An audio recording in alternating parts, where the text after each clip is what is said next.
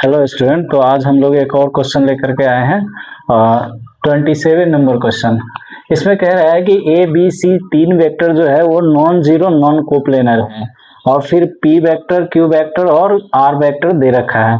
और ये कैसे दे रखा है, तो पी वेक्टर जो है वो इक्वल्स टू है A vector plus B vector minus 2 C vector. फिर क्यू वेक्टर जो है वो इक्वल्स टू है 3 ए वेक्टर और माइनस 2 बी वेक्टर और प्लस सी वेक्टर। फिर आर वेक्टर जो है वो है A vector minus 4 B vector plus 2 C vector. तो ये पी क्यू और आर वेक्टर दे रखा है। अब कह रहा है ये पी क्यू आर इस तरीके से है कि फिर the volume of a parallelepiped form by A B C and P Q R as their coterminous edge. तो सबसे पहले पैरेललोपाइपेड देखते हैं। तो पैरेललोपाइपेड क्या होता है कि पैरेललोग्राम से बनने वाला 3D स्ट्रक्चर। जैसे ये देखिए, ये पैरेललोग्राम हो गया और ये दूसरा पैरेललोग्राम, और इसको मिला दिया, तो ये जो स्ट्रक्चर बनता है इसको बोलते हैं पैरेललोपाइपेड। और इसका कोटर्मिनस एज यह और यह हो जाता है। तो अगर इसका कोटर्मिनस एज ए बी और सी है तो इसका जो वॉल्यूम हो जाता है वो होता है क्या, इसमें कह रहा है कि अगर जो है ए बी सी को टर्मिनस एज है तो उसका वॉल्यूम को V1 से रिप्रेजेंट कीजिए। तो वॉल्यूम V1 को लिख रहे हैं, तो इसका वॉल्यूम होता है ए बी और सी का स्केलर ट्रिपल प्रोडक्ट। और अगर जो है ना इसी पैरेललोपाइपेड का कोई दूसरा पैरेललोपाइपेड बना देता हूं, इसका अगर जो है ना को terminus as P Q R हो जाए, ये पैरेललोग्राम से बनता है। अब इसका कोटर्मिनस एज अगर जो है ना पी क्यू आर हो जाए, पी क्यू और ये आर, तो इसका जो है वॉल्यूम जो कि V2 से रिप्रेजेंट किया जा रहा है, ये हो जाएगा क्या, पी क्यू और आर, इसका स्केलर ट्रिपल प्रोडक्ट। तो अपने को कह रहा है V2 बाई V1 का वैल्यू इसमें से क्या होगा, ये सिलेक्ट करिए। तो अपन जो है ना ये निकालते हैं पी क्यू आर, इसका scalar triple product. Now P Q और आर, इसका स्केलर ट्रिपल प्रोडक्ट निकालता हूं। तो इसका स्केलर ट्रिपल प्रोडक्ट क्या होगा, देखिए इस पी क्यू और आर तीनों जो है वो ए बी सी में वेक्टर है।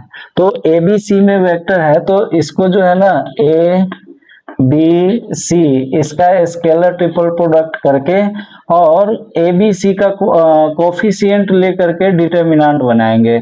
तो इसका कोफिशिएंट 1, फिर ये 1 और फिर ये -2, इसका 3 और -2 और यहाँ पे 1, फिर ये 1 माइनस का 4 और ये 2।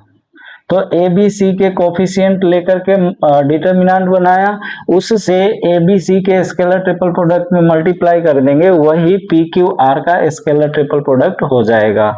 तो अब जो है ना हम इस डिटर्मिनेंट का वैल्यू निकालते हैं, तो इसके अलोंग एक्सपेंशन कर लेते हैं। तो 1, अभी इसको इस कॉलम और इस रो को छोड़ेंगे तो -2, फिर ये 1 और -4 और ये 2, फिर -1, फिर अब इस कॉलम और इस रो को छोड़ देंगे तो ये 3, 1, 1 और 2, फिर अब ये -2 है।